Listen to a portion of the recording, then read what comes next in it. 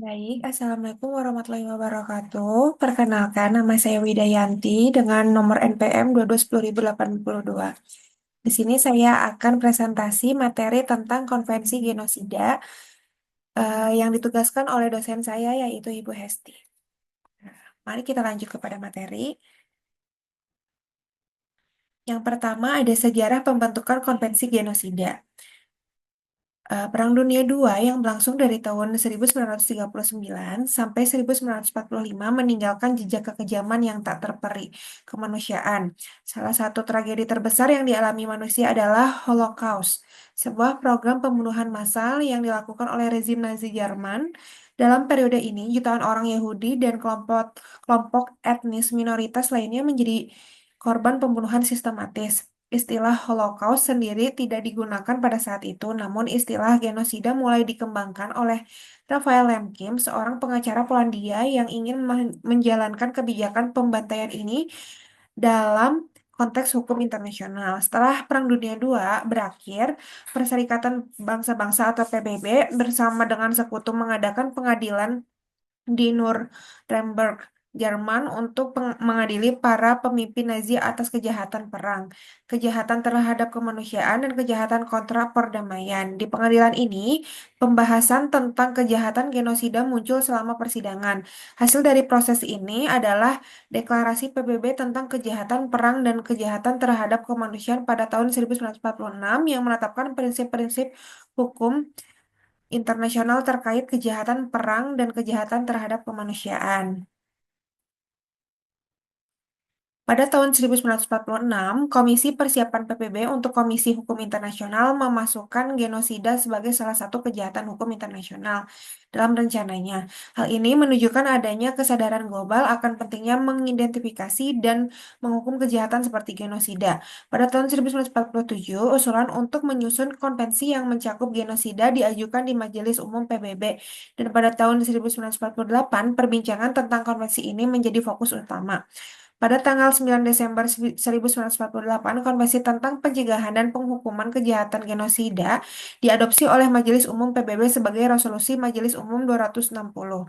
Konvensi ini mulai berlaku pada 12 Januari 1951 setelah mendapat jumlah ratifikasi yang diperlukan. Konvensi ini menetapkan genosida sebagai kejahatan internasional dan mewajibkan negara-negara untuk mencegah serta menghukum tindakan genosida baik dalam keadaan perang maupun damai. Konvensi genosida mendefinisikan genosida sebagai tindakan apapun yang dilakukan untuk menghancurkan baik seluruhnya atau sebagian suatu kelompok bangsa, etnis, ras, atau agama. 5 perbuatan utama yang dimasukkan dalam definisi ini adalah membantai anggota kelompok, menyebabkan kerusakan fisik dan mental serius kepada anggota kelompok, memaksa perubahan status politik, ekonomi, atau kultural anggota kelompok, membuat anggota kelompok hidup dalam kondisi ketidakpastian yang mengancam kehidupan mereka. Lanjut, negara-negara pihak penanda tangan dan peratifikasi. Konvensi tentang pencegahan dan penghukuman kejahatan genosida yang diadopsi oleh Majelis Umum PBB pada 9 Desember 1948 memiliki sejarah panjang dalam hal penandatanganan dan ratifikasi oleh berbagai negara. Penandatanganan dan ratifikasi. Yang pertama ada penandatanganan awal pada saat adopsi 39 negara menandatangani konvensi ini. Negara-negara tersebut termasuk Prancis, Uni Soviet, Amerika Serikat, Inggris, dan Cina. Dua, saat ratifikasi, konvensi ini mulai berlaku 12 Januari 1951 setelah mendapatkan jumlah ratifikasi yang diperlukan. Hingga saat ini, sebanyak 147 negara telah meratifikasi konvensi ini. Negara-negara yang meratifikasi termasuk Jerman, Jepang, Brazil, India, dan Afrika Selatan. Penyimpan konvensi, Sekretaris Jenderal PBB bertindak sebagai penyimpan konvensi ini, yang berarti dia bertanggung jawab untuk menyimpan dokumen dan informasi terkait ratifikasi. Komitmen negara pihak. Negara-negara yang meratifikasi konvensi ini memiliki kewajiban hukum untuk mencegah dan menghukum tindakan genosida. Hal ini termasuk mengembangkan legislasi nasional yang sesuai dan kerjasama internasional dalam penegakan hukum terkait genosida. 5. Tantangan dan implementasi. Meskipun banyak negara telah menandatangani dan meratifikasi konvensi ini, tantangan dalam implementasi tetap ada. Beberapa negara mungkin tidak sepenuhnya memenuhi komitmen mereka. baik karena faktor, faktor politik, sosial, maupun ekonomi. Kasus-kasus genosida yang terjadi di berbagai belahan dunia seringkali menunjukkan kesulitan dalam penegakan hukum internasional. Lanjut.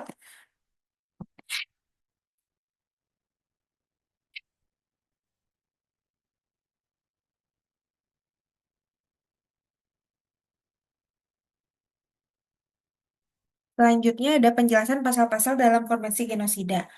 Konvensi tentang pencegahan dan penghukuman kejahatan genosida disetujui dan diusulkan untuk ditandatangani dan diratifikasi atau diaksesi oleh Resolusi Majelis Umum 260A tanggal 9 Desember 1948 mulai berlaku 12 Januari 1951 sesuai dengan pasal para pihak menimbang pernyataan yang dibuat oleh Majelis Umum Perserikatan Bangsa-Bangsa dalam resolusinya 96 tanggal 11 Desember 1946 bahwa genosida adalah kejahatan menurut hukum internasional bertentangan dengan semangat dan tujuan Perserikatan Bangsa-Bangsa dan dikutuk oleh dunia yang beradab.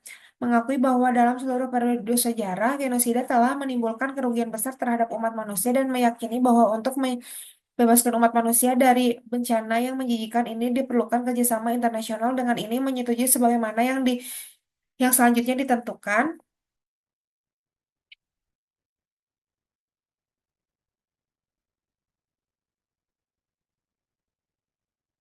Itu ada pasal 1. Para pihak menegaskan bahwa genosida baik yang dilakukan di masa damai atau di masa perang merupakan kejahatan berdasarkan hukum internasional internasional yang harus dicegah dan dihukum. Pasal 2 dalam konvensi ini, genosida berarti setiap tindakan berikut yang dilakukan dengan maksud untuk menghancurkan secara keseluruhan atau sebagian suatu kelompok, bangsa, etnis, ras, atau agama, seperti membunuh anggota kelompok, menyebabkan kerugian fisik atau mental yang serius terhadap anggota kelompok dengan sengaja menimbulkan kondisi kehidupan kelompok yang diperkirakan akan mengakibatkan kehancuran fisik seluruhnya atau sebagian, menerapkan tindakan yang dimaksud untuk mencegah kelahiran di dalam kelompok, memindahkan secara paksa anak satu kelompok ke kelompok lain. Pasal 3, perbuatan berikut dapat dihukum, yaitu genosida, konspirasi untuk melakukan genosida, hasutan langsung dan publik untuk melakukan genosida, upaya melakukan genosida, dan keterlibatan dalam genosida. Pasal 4, orang yang melakukan genosida atau tindakan lain yang disebutkan dalam pasal 3 akan dihukum baik mereka adalah penguasa yang bertanggung jawab secara konstitusional, pejabat publik, atau individu swasta. Pasal 5, para pihak berjanji untuk melakukan sesuai dengan konstitusi masing-masing peraturan perundang-undangan yang diperlukan untuk memberlakukan ketentuan-ketentuan komisi ini, dan khususnya untuk memberikan hukuman yang efektif bagi orang-orang yang bersalah melakukan genosida atau tindakan-tindakan lain yang disebut dalam pasal 3. Selanjutnya, orang-orang yang dituduh melakukan genosida atau perbuatan perbuatan lain yang disebutkan dalam pasal 3 harus diadili oleh sesuatu pengadilan yang berwenang di negara di wilayah di mana tindakan tersebut dilakukan atau oleh pengadilan pidana internasional yang mempunyai yurisdiksi terhadap para pihak yang akan menerima yurisdiksinya. Selanjutnya, genosida dan perbuatan-perbuatan lain yang disebutkan dalam pasal 3 tidak dianggap sebagai kejahatan politik untuk tujuan ekstradisi. Para pihak berjanji dan dalam hal ini untuk memberikan ekstradisi sesuai dengan hukum-hukum perjanjian yang berlaku. Selanjutnya, setiap pihak dapat meminta badan-badan Perserikatan Bangsa-Bangsa yang berwenang untuk mengambil tindakan berdasarkan Piagam Perserikatan Bangsa-Bangsa sebagaimana mereka anggap tepat untuk mencegah dan memberantas tindakan genosida atau tindakan lain yang disebut dalam pasal 3.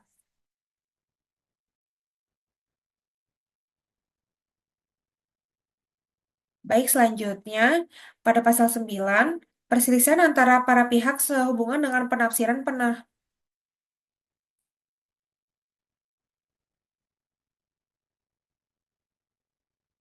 Baik, selanjutnya pada pasal 9, perselisihan antara para pihak sehubungan dengan penafsiran, penerapan, atau pemenuhan konvensi ini, termasuk perselisihan yang berkaitan dengan tanggung jawab suatu negara atas genosida atau tindakan lain yang disebut dalam pasal 3 harus diserahkan ke Mahkamah Internasional atas permintaan salah satu pihak yang bersengketa.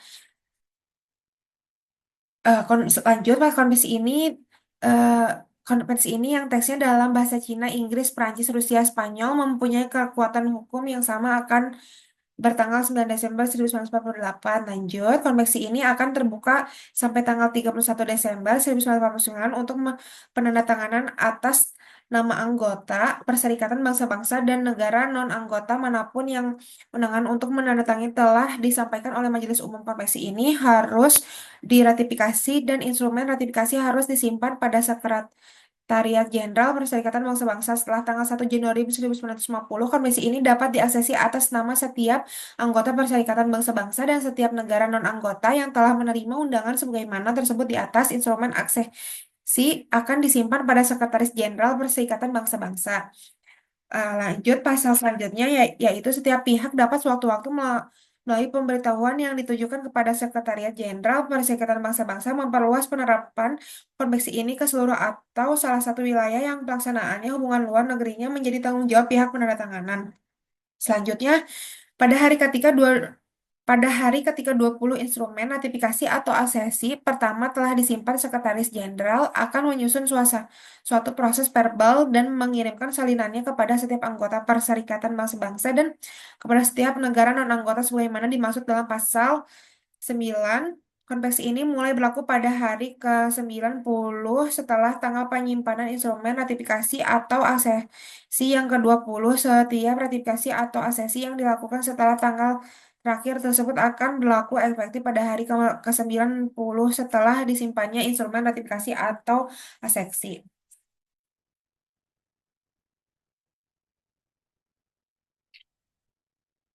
Selanjutnya, masih membahas tentang pasal-pasal. Pada pasal selanjutnya yaitu konvensi ini akan tetap berlaku untuk jangka waktu 10 tahun sejak tanggal mula berlakunya perjanjian ini. Selanjutnya akan tetap berlaku untuk jangka waktu 5 tahun berturut-turut bagi para pihak yang belum membatalkan sekurang-kurangnya 6 bulan sebelum berakhir jangka waktu yang berlaku. Penarikan diri akan dilakukan melalui pemberitahuan tertulis yang ditunjukkan kepada Sekretaris Jenderal Perserikatan Bangsa-Bangsa. Selanjutnya, jika sebagai akibat dari pembatalan tersebut jumlah pihak pada konvensi ini menjadi kurang dari 16, maka konvensi tersebut tidak akan berlaku sejak tanggal pembatalan terakhir mulai berlaku. Selanjutnya, permintaan revisi konvensi ini dapat diajukan kapan saja oleh setiap pihak melalui pemberitahuan tertulis yang ditunjukkan kepada Sekretaris Jenderal. Majelis Umum akan memutuskan langkah-langkah jika ada yang harus diambil sehubungan dengan permintaan tersebut. Selanjutnya, Sekretaris Jenderal Pemeriksaan Sebangsa akan memberitahu semua anggota Perserikatan Bangsa-Bangsa negara non-anggota sebagaimana dimaksud dengan pasal 11 mengenai hal-hal berikut.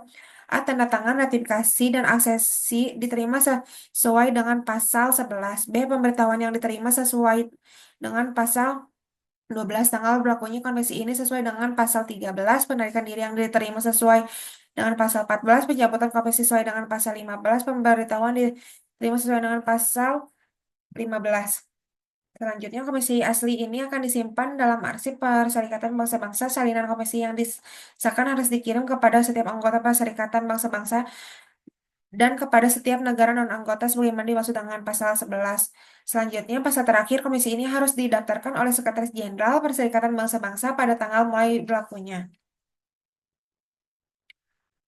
Selanjutnya, ada informasi keberlakuan Konvensi Genosida. Konvensi tentang pencegahan dan penghukuman kejahatan genosida diadopsi oleh Majelis Umum PBB pada 9 Desember 1948 sebagai respon terhadap kekejaman yang terjadi selama Perang Dunia II, terutama Holocaust. Inisiatif ini dipelopori oleh Raphael Leckim yang menciptakan istilah genosida untuk menggambarkan kebijakan pembantaian sistematis oleh Nazi.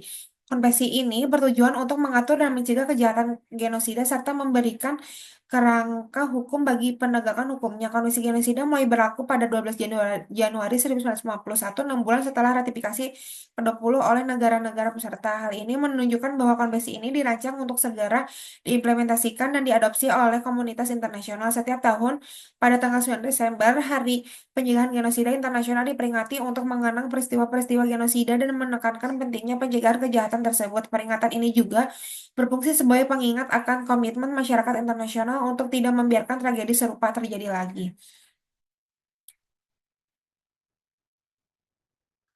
Baik, selanjutnya ada analisis terkait situasi global dalam konteksi genosida. Situasi global saat ini ditandai oleh ketegangan geopolitik yang meningkatkan dengan konflik bersenjata yang berkepanjangan dan pelanggaran hak asasi manusia yang meluas. Salah satu isu paling mendesak adalah genosida yang terjadi di Gaza, di mana tindakan militer Israel terhadap warga Palestina telah menuai kritik internasional dan dianggap sebagai pelanggaran terhadap Konvensi tentang Pencegahan dan Penghukuman Kejahatan Genosida. Dalam konteks ini, penting untuk menganalisis bagaimana konvensi ini berfungsi dalam menghadapi tantangan global saat ini. Konvensi genosida yang diadopsi pada tahun 1948 bertujuan untuk mencegah dan menghukum tindakan genosida, namun implementasinya seringkali terhambat oleh politik internasional dan kepentingan negara-negara besar, misalnya dukungan politik dan militer dari negara-negara seperti Jerman kepada Israel dalam konteks konflik di Gaza telah memicu tuduhan bahwa mereka berkontribusi pada genosida. Nikaragua telah menggugat Jerman di Mahkamah Internasional atas dugaan pelanggaran kewajiban terhadap dalam konvensi ini, menyoroti ketidakpuasan terhadap respon internasional terhadap situasi di Gaza. Salah satu tantangan utama dalam penegakan konvensi genosida adalah adanya standar ganda dalam kebijakan luar negeri. Negara-negara besar, misalnya Amerika Serikat, sering dianggap mendukung Israel tanpa memberikan perhatian yang cukup terhadap pelanggaran hak asasi manusia yang terjadi di Palestina. Hal ini menciptakan kesan bahwa konvensi tidak diterapkan secara konsisten tergantung pada kepentingan politik dan ekonomi negara-negara tersebut. Krisis di Gaza tidak hanya berdampak pada aspek kemanusiaan tetapi juga pada ekonomi regional dan global. Ekonomi Israel memperingatkan bahwa tindakan militer yang berkelanjutan dapat menyebabkan keruntuhan ekonomi yang lebih besar dalam dampak jangka panjang bagi stabilitas kawasan. Ketidakstabilan ini dapat memicu gelombang pengungsi dan meningkatkan ketegangan di negara tetangga yang pada gilirannya dapat mempengaruhi kebijakan luar negeri mereka. Dalam menghadapi situasi ini, solidaritas global sangat penting. Banyak organisasi masyarakat sipil dan individu di seluruh dunia telah bersuara menentang kekerasan di Gaza, menyerukan tindakan nyata untuk melindungi warga Palestina. Peringatan genosida Palestina menjadi momentum bagi aksi kolektif untuk menekankan pemerintah agar bertindak sesuai dengan prinsip-prinsip konvensi. Media juga memiliki peran penting dalam menyebarkan informasi tentang situasi di Palestina sehingga meningkatkan kesadaran global.